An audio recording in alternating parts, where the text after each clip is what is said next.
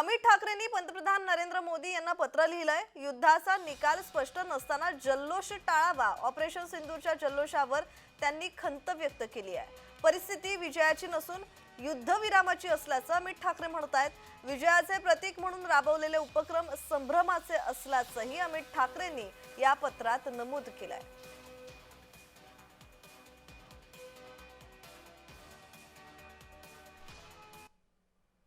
अमित ठाकरेंनी पत्रात काय लिहिलंय पाहूयात। अमित ठाकरे म्हणतात, सीमारेषेवर नागरिकांनी आणि जवानांनी आपले प्राण गमावलेत।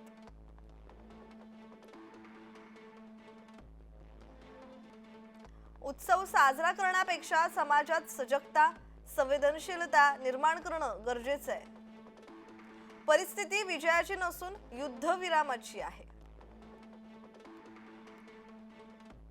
सैनिकांनी बलिदान केल्यामुळे विजय यात्रा समर्पक वाटत नाहीत। शहीद जवानांच्या कुटुंबियांसाठी दीर्घकालीन उपायांची गरज आहे। निर्दयी अतिरेक्यांविरोधात ठोस आणि निर्णायक कारवाई गरजेची आहे।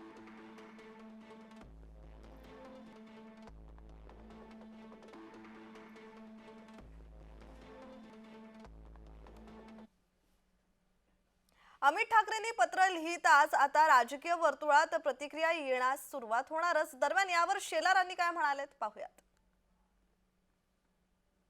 मला वाटतं की या विषयावर ज्यावेळेला भारतीय सैन्याचं हाय मोराल आणि जग भारतीय सैन्याचं कौतुक करत आहे आणि काल माननीय गृहमंत्र्यांनी स्वतः म्हटलं 100 किलोमीटर आत जाऊन पराक्रम आपल्या सैनिकांनी दाखवला आणि रोज आपण बघतो आहोत की राजनैतिक आणि डिप्लोमॅटिक गतिविधीमध्ये भारत एक एक पाऊल पुढे जात आहे आणि यश संपादन करत आहे।